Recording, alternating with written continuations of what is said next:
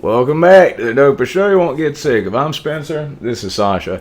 Spent most of my 20s in federal prison, but I've been off heroin since April 9, 2010. I've got a lot of stories about the dumb stuff I did to get put in prison. Also got quite a few stories about the crazy stuff that actually happened when I was in federal prison. And God forbid you end up in prison. You'll have to make some of the same mistakes I made. So, the drug program. When I first got put in the drug program, I was put in a room with one of the funniest people in the unit. But when you live with him, he's a habitual line stepper, and you want to smack him. And there was an instance when he did get smacked for stepping across the line one too many times. This person, though, said the one thing, more than anything, you should never say, inside or outside of prison. But let me give you a little bit of explanation as to who this person was. So I call him Bobby Joe. It's a similar name to his. It ain't his actual name, though. Bobby Joe, I learned, was only 55 years old. You'd guess he's 65 or 70. He looked aged, okay? He'd done a good bit of drugs and a good bit of drinking throughout his life. He had skinny arms and skinny legs, like little skinny arms, little skinny legs, and a big round belly. And if you said something about him being fat, now he talked funny too. He looked like the Keebler Cookie Man. If the Keebler Cookie Man was a little bit inbred, okay, he had ears that went like this here, and he talked like this. And where he's from Tennessee, and he's an older man. He called everybody honey. It nothing weird about it or nothing. That's just how some of them older rednecks talk. But if you said something about his belly, him, the other silly, whose name was Gilman. But Bobby Joe would call him Gilmer. He'd call everybody a different name. I talked about Dickie, the fake Muslim. The reason Dickie got the nickname Dickie was because he's got this. Dickie was half white, half Pakistani. So his last name, Dickie, Bobby Joe couldn't say his last name. He couldn't pronounce it. So part of his last name was sounded like Dickie, so he just called him Dickie, which got him all kinds of awful nicknames like Sick Dickie and Sucker. Yeah, not trying to get vulgar on here. I don't do that on this one. On the other channel, I do. By the way, be putting some funny stuff on there. Check that one out. I'll pin the comment tonight. Doing a funny video on there, and I'm unfiltered, uncensored there. Rick from Vegas Prison Story, he says that's. He seemed to think I'm a whole lot funnier whenever I just do what I do. On here, I try to keep it a little bit more professional and a little more lined out, regardless of how I'm filming. But anyway, so he gave nicknames to certain people, and it was funny. He talks funny. He talked like this. I swear to God, this how he talked. And if you said something about his fat belly, which him and Gilman said something about, look at your belly. He goes, my belly's smaller than yours. Look, I've lost 20 pounds. He'd always lost 20 pounds. Every month, he lost 20 pounds in the last month for 9 months straight. Okay? If he lost 10 pounds every month for 9 months straight, he wouldn't have weighed but 70 pounds. He's full of it. He's always saying that. Now, I'll tell you something. He would say something, though. He'd say, feel my belly. It's solid. And he'd make you poke his belly. And it was solid.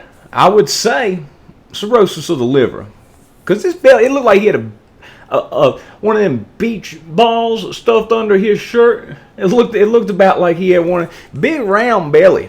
Okay, now I'm going to tell you something. There's a different culture in Southwest Virginia, Tennessee, Kentucky, in that area, the Appalachian Mountain area.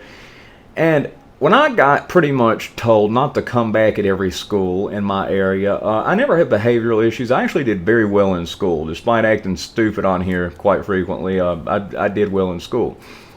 And I got sent to live with my aunt in a place called Garden Creek. It's Whitewood, Virginia. If anybody's heard of Keene Mountain Prison in Southwest Virginia, I think Jay Williams might have mentioned it once or twice. But anyway, he wasn't ever there. But anyway, I would have to drive over Keene Mountain to get to school when I lived there.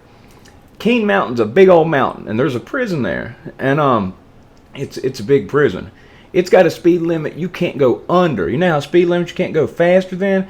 Well, when you pass by the speed limit, you have to go 40 miles an hour minimum, or you're going to have an issue. They're going to pull you over, and they're going to mess with you. But I drive over that mountain every day to school. But anyhow, when I first went to that school, I got approached by 4 big old country boys. First of all, I walked in that school and I see these pretty little country girls. And I see this big old fat boy with camouflage overalls and a big old wad of chewing tobacco in his mouth, looked like a tumor, with his arm around his pretty little girl. It's his little girlfriend. And I'm like, he's with her? He's with her? Because, see, I came from Roanoke City. Despite my accent, that was from a woman that watched me when I was little, old woman that watched me when I was little, that was from Tennessee. So that's where this accent comes from, best we can figure. My mom doesn't talk like it that much, and the people in Roanoke don't talk like me. Don't talk like me. Grew up in Roanoke whole life. I talk different than everybody else. Imagine that. Okay, so I get there, and I get approached by these 4 big old country boys in camouflage overalls and, just in camo and all this stuff. And I'm like, what are you? I'm like, you mean, what am I? I'm Spencer. No, what nationality are you? Oh, I'm white. Looked at me like, you lying? And and I said, my cousin's Chase, and I started naming it. Like, oh, okay. I thought they was going to run me out of the school. In these little country towns, there's a lot, there is bad people, okay, that do think like that. In that town at that current time, there's a pharmacy school there, and there's a law school there now. There didn't used to be. When there didn't used to be, it was pretty much, I think if you look up the demographics on it, it's like 99.8% white. That's just how it is. So certain towns like this, my mom and certain family members told me, they hadn't seen anything other than a white person their entire life before they left this area.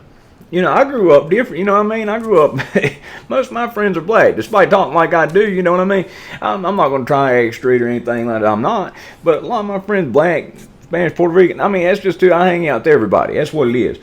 But a lot of the people from there didn't. So Bobby Joe, in the little town that he lived in Tennessee, only had white people. And that's like the only town he'd ever been in his entire life. So, Bobby Joe could not read. Bobby Joe could not write anything other than his name. So, and, he owned a gas station. Is how he got put in prison. He owned a gas station. Now, the front of the gas station, it was a regular gas station. But in the back room, he had this little room that was a little illegal pawn shop that you could get everything from one of them to speed. And he got conspiracy case with the 2 of those things. Oh, press this. We're all good though. But yeah, he had that issue with that, and he ended up getting things like 5 years in federal prison, something like that. But anyhow, he'd never seen anybody other than white people, and people down there talk a certain way that's highly offensive and highly not okay and not right. But he didn't mean anything by it. Like, he really didn't. He really didn't. And he'd say stuff that just wasn't politically correct. But some of his best friends in there were black. There was a little fella, he's probably about 4'10". He's a little black guy. And Bobby Joe, that was one of Bobby Joe's best friends. That little fella would come to the cell, and he would write Bobby Joe's letters for him, since Bobby Joe couldn't write. And Bobby Joe loved that little guy. I mean, so there wasn't nothing racist about him, is what the point I'm trying to make. But people from that area say certain things that aren't okay, that are wrong, not okay, but it's the culture of the area. Basically, it's a low education, ignorant country area, and it's ignorant, it's low education, but not everybody there is like racist, is what I'm trying to say. And believe me, like I said, I got accosted by 4 people when I first went to school. I thought, oh Lord, where am I at? So they do a mock job interview. So from about 7:30 to about 10:30 every morning, that's when the DRO program runs. They put carpets out. They got these big speakers that are like 10 foot tall. Like they're the speaker, maybe not 10 foot, but they're taller. They're bigger than me. And they roll these speakers out, and it's like a whole production. They'll say, With morning news, it's Mr. So-and-so, and as whoever that is walks up, they'll play rap music or something on the speakers. Then when they get up there, they'll turn it off. They got somebody that's basically like a DJ for this little thing. But anyhow, they do a mock job interview. So there's 140 people sitting on the carpet in the drug program, and they've got a table up front. They have two people. They have people that are called DTSs, drug treatment specialists, which that's just like some little certificate that they get people. Wasn't a whole lot of drug treatment in here. It was behavioral modification, which I have a ton of issues with. It's basically for people that actually needed drug treatment, they were not getting it, and for people that were not acting right, didn't know how to have manners and everything else, it was more geared at teaching them manners and how to act correct and how to not be around bad people. So anyway, they're doing a mock job interview. So they have a table up front. They have two doctors, the two doctors that ran the program. Now, the two doctors that ran the program, you wouldn't see them as frequently. The one white guy, who was a doctor, always hand sanitizing. He's scared to death he's going to catch some germs from some inmates or something. Very odd, quirky, OCD, strange fella. And you never see him. To be the person who was the head of the entire program, he had such little involvement in the program, it was absurd. But this day, he came out of his little cave. By cave, I mean his little office that he stayed in all day. And he came out there and he did this mock job interview. Along with him was another doctor, who she was around more frequently. It was a black woman with glasses. And, she thought very highly of herself. Now, the DTS is in there. I got a story about one of them. One of them was gorgeous. She's about 5 foot tall, tiny little thing with a big old butt. And there's tons of stories about her because it was funny. Now, you get a good-looking woman in prison, everybody's going to be staring all the way across. And there was an issue where we do small groups in there. And when she left the room, there's this guy, Big McCrae from Richmond. Big McCrae, when she left the room, this big old dumb idiot sniffed her chair. As she walked back in, she caught him doing it. But anyhow, that's something different. I'll tell a story about Miss D. I might do that tonight, too. But anyway, she was cool. She was very nice, very professional. She was probably the best one in there. There's a big old dude, I'm pretty sure he's Native American. He talked like this, everything he said. And anytime there was some type of brotherly love, he'd say, that's RDAP. That's RDAP right there. That's RDAP. And then there was another woman who was middle-aged who was moody woman. Can't speak too highly of her. Ironically, the big guy who was Native American, who talked like this, he kept failing drug tests. He kept having to take like a 90-day leave or something. Yeah, rumor gets the guards talk about other staff, and he failed. He's a drug treatment specialist, and he's failing drug tests, allegedly. That's what the guards say. I know a guard who's out right now who I've talked to, who verify that. But anyhow, so Bobby Joe sits up there, and they say, good morning, Mr. Bobby Joe. And he said, how y'all doing? And everybody starts laughing because he talks funny. And they start doing this job interview, and he keeps saying stuff, and he's getting laughs. He's got an audience. He's a comedian now. And what ends up happening was he tells the woman, he looks at her, and he says, oh, I come from, they wouldn't have like somebody like you running this program. And she says, oh, why? Because I'm a woman? And he says, well, not just that, because you're a black woman. And the white guy, the doctor, says, you can't say that. I'm sorry, a colored woman. And he said, you can't say that either. He says, well, what do you want me to call her? He said it. He said the word, and the white doctor said, get out of here. Sent him in the office. And the white doctor kept talking to him, and he says, I guess where he's younger, he keeps calling him honey, and then he says something about, now listen here, boy, you're not going to talk to me like that. And he said, you can't say that either. Now I know you come from a different time and a different place, but you can't say that. And they had to talk with him and everything else, and it ended up being okay. Now, this was a moment when something terrible could have happened, okay? When you have somebody say, drop that word. It's not okay under any circumstance.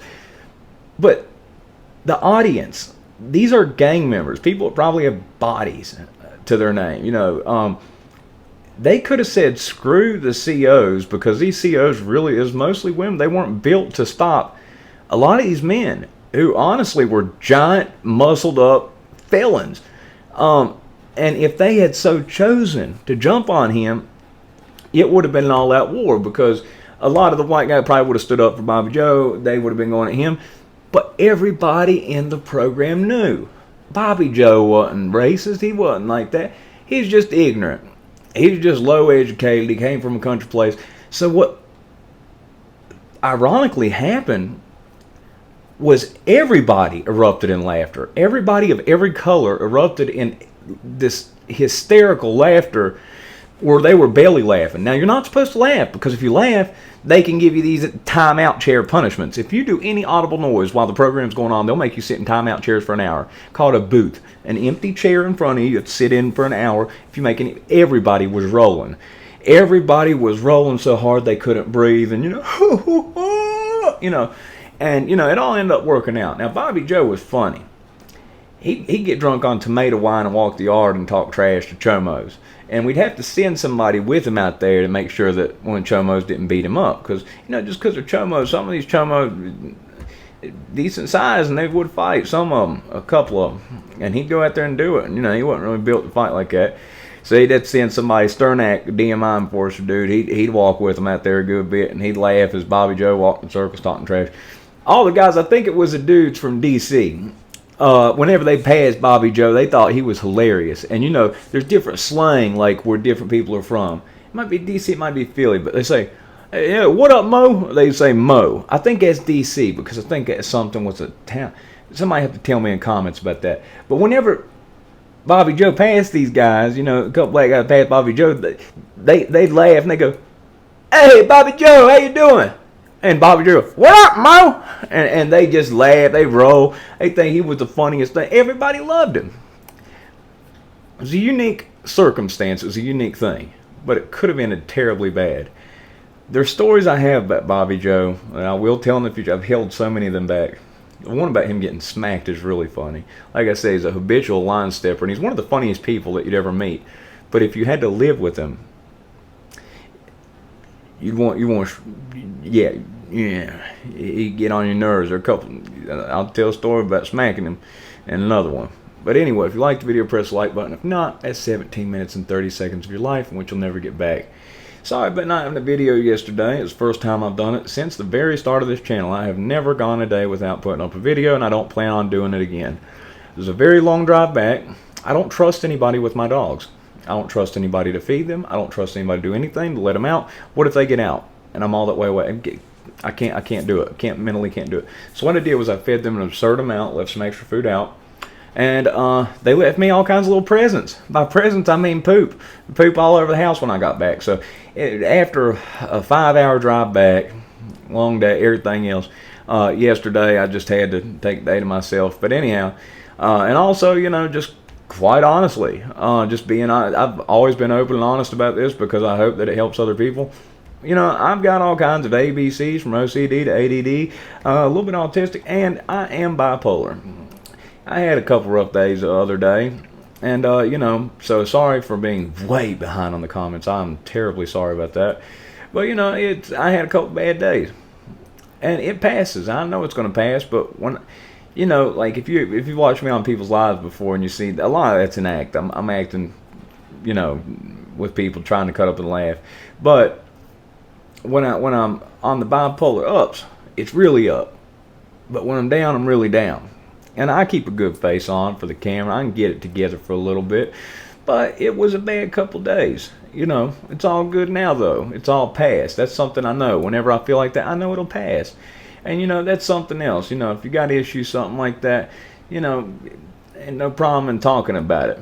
A lot of times just simply talking about it, walk you back off that ledge. So I apologize for videos not being up, but I'll have another one in addition to this tonight. And on my second channel that I'm going to pin a comment to, I'm going to cut up, get gutter, and be uncensored on that, okay? I'm going to get gutter on that one. I'm going to talk crazy. I'm going to talk crazy as can be. But don't play the other channel around your kids, please. That's something I don't want. They might learn a new word or two, and it might learn a couple expressions. Kids are like sponges. So please, the other channel, this one, I try to keep it pretty clean. The other channel, Don't play in front of kids. All right.